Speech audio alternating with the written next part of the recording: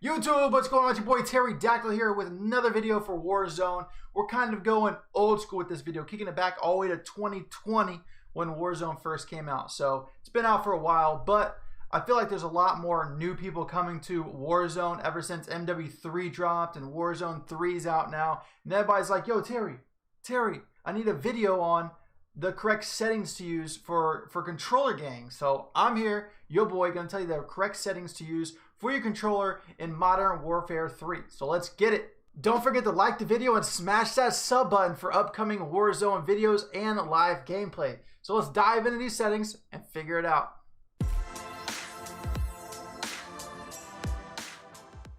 Alright, so when you get to the settings, the controller part is pretty self-explanatory. You just kind of want it the way you want it. Just make sure you turn off your vibrations because they can get in the way of you aiming and stuff. If you're trying to aim really precisely and your controller's vibrating, it's going to throw you off a little bit. Also, if you go to edit your keybinds, you can edit the stuff that you want to. I switch around my melee and slide button. That way I can slide and I don't have to take my finger off the analog stick to slide. Don't really melee that much, so I switch those around. That's totally up to you. Alright, so now tab over to the aiming category, and mine are going to be a lot different from a lot of other people, and it's going to be a lot different from yours, but this is what works best for me. You can put them as this and then tweak it a little bit as you feel fit. So if you think 16 is really fast left to right, you can slow it down. A lot of pros use 6.6 or 8.8, but I just think it's way too slow for me. I can flick on people a lot easier on controller with faster settings. I think the 6.6 and 8.8 is best for like maybe keyboard and mouse, but not really for me for controller. So let's look at these slowly now, and you can change them as, like I said, change them if you need to later on, but give it like 5 or 6 games with these settings, try them out, and then tweak them the way that fits you best. So we got the horizontal sensitivity at 16. The vertical sensitivity at 10. No multiplier on that, I don't think. No multipliers on that. No vertical here. Tactical stance, you can leave that at 100% or 1.0. And then the aim response curve, make sure it's on dynamic. You got standard, linear, and dynamic. Make sure that's on dynamic. And then you come down to the ADS sensitivity multiplier focus. Turn that down from 100 to 0.90. ADS sensitivity transition timing, make sure that's on instant. And here's where it gets a little bit tricky for me. I have my custom sensitivity turned on. Some people have it turned off, but I turn mine to these right here. And that's because if I'm using a really high zoomed gun, right, I want to be able to flick over to them before I ADS. And when I zoom in, I want to be able to slowly line it up to his face and pop him in the head. You know what I'm saying? So higher ones I got lower, and this is like my normal ARs right here. So that way I'm trailing them and I can fry them when they're running left and right, and I don't flick it too fast and miss the guy or go too slow and miss him. And then hip fire stays at 50.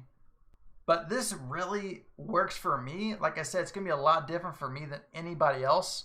But for me, I use the SMG a lot, bro. I'm a heavy SMG and AR runner. So if someone's really close to me, I'm using my SMG. A lot of people out there are SMG or snipers, so maybe this won't work for you. But for me, as an SMG and AR grinder, this does work for me. But give it a shot, like I said, for a couple games, 4 or 5 games. And if it doesn't work for you, you can always turn that back off, or you can start raising it a little by little. If you're shooting at somebody from far away, right, with the AR, and you're trailing him behind and you can't seem to catch up to him, then I would say move the slider up a little bit. If you're trying to fight him and you're shooting in front of him, you're causing to slow down your analog stick a little bit, then turn the speed down. Things like that just to make it work best for you. And then we have the aim assist. Obviously turn it on, because if you're not, what are you even doing watching this video, and what are you even doing playing Warzone on a controller? So turn that on. Aim assist type, make sure it's Black Ops. There is other ones. They change it periodically through the seasons and stuff like that. I remember it used to be like precision, and then it went to default for a while, but it's back on Black Ops, so put it on Black Ops. Leave that on assist, and definitely make sure your motion's turned off. Nobody wants motion. I don't even know why that's a thing. Nobody wants it. And then we come to some of the most important ones in the gameplay. So automatic tac sprint, you want that on. So you don't have to spam sprint all the time. It automatically sprints whenever you have sprint available. If you're moving forward, it's tac sprinting. So that's definitely a positive. So we got slide dive behavior. I have tap to slide. That way when you're slide canceling, because they did bring back slide canceling for the most part in MW3 and Warzone 3, which is awesome. So tap to slide so you can slide more often. And if you want to dive, you got to hold it down. But I use triggers for it, so it's a lot easier for me. But still make sure it's on tap to slide because you want to slide a lot more. I don't think anybody really changes any of this. You got ADS, slight behavior, hold. Then you got the sprint, toggle. This is one that you can change though. I have mine on toggle. It's so if I have a grenade, right? I tap R1 one time to pull it out. And I have to tap it a second time to throw it. That way I can line it up before. I don't have to worry about holding a button down. So that's easier for me to do it, but you can have it on hold. I use toggle. Another one down here is armor plate behavior. I have it to apply one instead of apply all, and that is only because I have paddles in the back of my controller, so I hold down the paddle while I'm running around plating and running, and if someone sneaks up on me, I can let go of the paddle to let go of the plates and pull my gun back out and start shooting immediately. So apply one works best for me because I have paddles.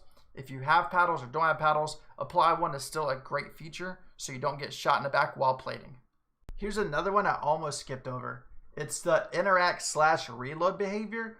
I always make sure it's on tap to interact. That way when you're going up to a chest or something to loot, you don't have to hold down for 5 freaking minutes to pick up a gun or open up a chest, right? You walk up to it, you tap it, you pick it up. You tap, you pick it up. You want some ammo, you tap, you pick it up. You don't have to sit there for a second and hold down the button while you're getting shot at trying to pick something up. You just tap the button once, it picks it up. So always make sure it's on tap to interact. I see some people using prioritize interact, but for me, I think it's best just to do tap to interact. Alright guys, that just about does it for the MW3 Warzone 3 settings for controller players. I think PC and mouse players might be able to use some of that, but for the most part, it's just for controller people. So if you have any other questions about the game or about the settings that I missed or skipped over or forgot about completely, leave it in the comment below and tag me in it. Other than that, guys, make sure again to like the video and sub if this video did help you, and if you want to see more content like this or just want to chill and hang out on live streams. See you guys next time. Peace.